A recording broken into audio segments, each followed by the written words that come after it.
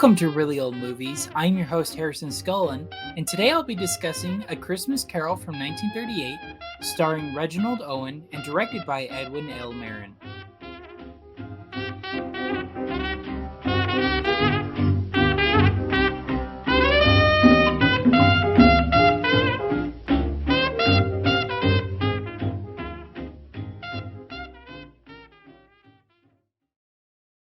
All right, so some behind the scenes details about A Christmas Carol from 1938. MGM released a record breaking 375 prints of this film so that as many as possible could see it during the Christmas season. Another detail, Lionel Barrymore, known for his role in It's a Wonderful Life as Mr. Potter, he was originally set to play Scrooge but had to back out due to illness. All right, so now let's get into my thoughts on the plot. I give it a 3 out of 5. So, to kind of backtrack, I've seen several versions of this story, A Christmas Carol. I've seen the Disney version, both the CGI one with Jim Carrey and also the Uncle Scrooge McDuck one. I've seen those. I've seen the Bah Humduck, that's the Looney Tunes one. So I've seen a few versions of this movie. I'm pretty familiar with the storyline. And to me, I felt that this was not the best version of the film plot wise because this is only an hour, 10 minutes, if that, film. So they had to cut out a lot. I think it's due to the restrictions of the era. There are other films that were longer, but it just seemed like a lot was lost, especially in the sequence where Scrooge goes to the Ghost of Christmas Past, looks back at his history. I feel like that's a crucial part of the storyline because he's kind of full of himself. He's like, yeah, look how great I was back then and all that. But then the spirit shows him, no, you weren't that great. And then we show the present, and then he realizes how his actions are affecting people. So that by the time we get to the Christmas future or Christmas yet to come, he's like fully repentant, wants to change and all of that. So to me, when you cut down on what I think is one of the more important parts of the story, the plot just doesn't work.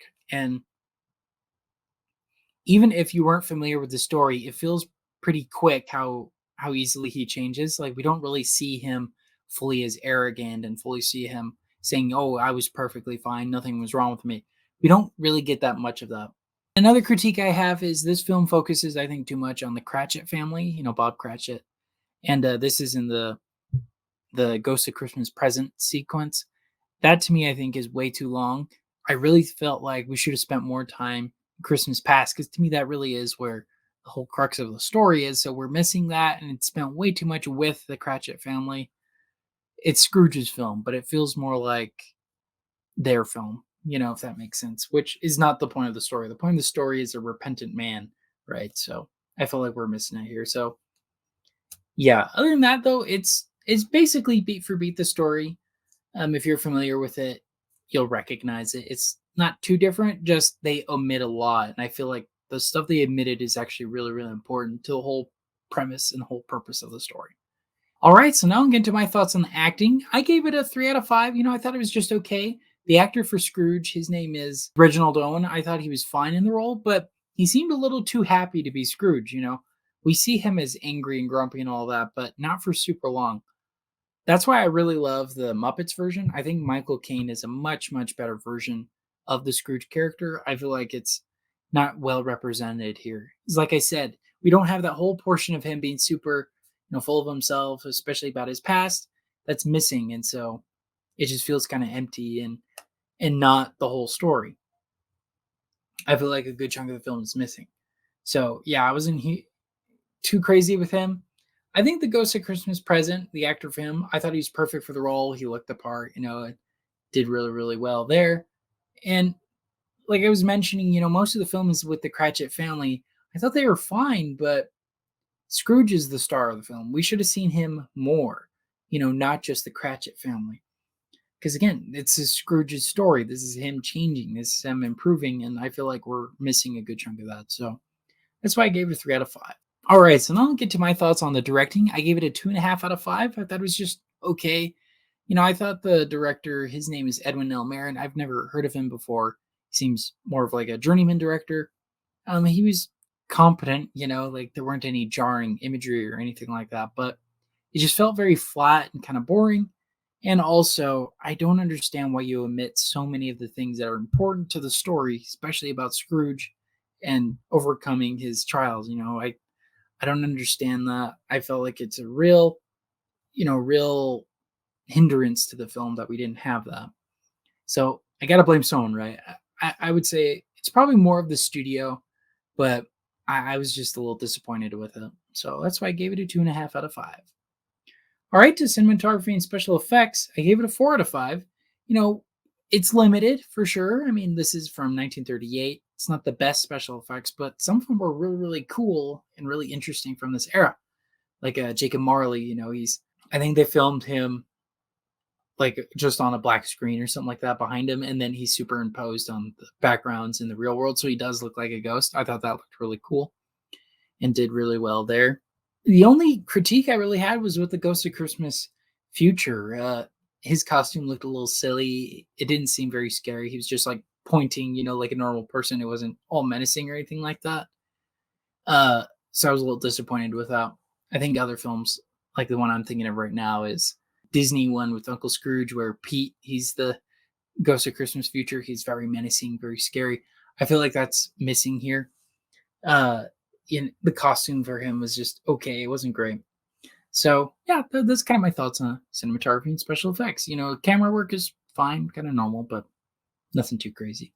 All right, so now my thoughts on the music. I give it a 3 out of 5. I thought it was just okay. It's nothing crazy, nothing, out of the ordinary, spectacular. The music that is there is just okay, kind of average. It's nothing major, nothing different or anything like that. So it's just average. There isn't a whole lot, like I've mentioned many times. In the 30s, it wasn't as prevalent to have a score as it is in, say, like the 50s and 60s. So that's kind of a later on thing, but it's they got Christmas music, the classic songs and whatnot. It's nothing, but like I said, it's nothing spectacular. So yeah, 3 out of 5. All right, so tallying that all up, that brings my Letterboxd score to a 3.1 out of 5, which I'll be rounding to a 3 out of 5. So would I recommend this movie? I'll be honest, no. I think there are better versions of this story, especially the ones I mentioned, like the Disney ones and the Looney Tunes one, the Muppets one. Those are much, much better versions of this story, in my opinion. I feel like this one is very lacking, especially in comparison to those. Now, you may say, well, this is from the 30s, they're pretty limited, but movies like Wizard of Oz came out in this era, and they have a much more dynamic story and character arcs and development. I feel like this one didn't have a whole lot. I feel like they omitted a lot of the important parts. So if you're a fan of the story of A Christmas Carol, you'll probably be fine. But like me, you'll be like, well, what about this? What about this? Where are these moments that are key to his character arc? They're not here. They're kind of missing. So yeah, those are my thoughts on the film. I think it was just an okay film. My original intention was to watch the 1951 version with Alistair Sim, but that film was no longer streaming, and I couldn't find it anywhere in my local library or on Canopy, at least at the time of this recording. So I couldn't watch it. So I ended up watching this one. This one is available on HBO Max, and I actually have a VHS copy of it as well. So yeah, those are kind of my thoughts on it. I don't really recommend it. I think stick to other versions of the film, and hopefully at some point I'll review that 1950s one just so I can have a kind of a comparison in this era of which of the two is better. All right, well, those are my thoughts on A Christmas Carol from 1938. Thank you so much for watching and listening to today's episode. Make sure to follow me on Instagram and Facebook at Really Old Movies, where I discuss details about the week's particular film. New podcast episodes are released Saturdays at 8 p.m. Pacific Standard Time on Apple Podcasts, Spotify, and Amazon Music. And video versions on YouTube and Rumble, Mondays at 7 p.m. Pacific Standard Time. All right, well, thank you so much. This has been Really Old Movies. I'm your host, Harrison Scullin. Take care.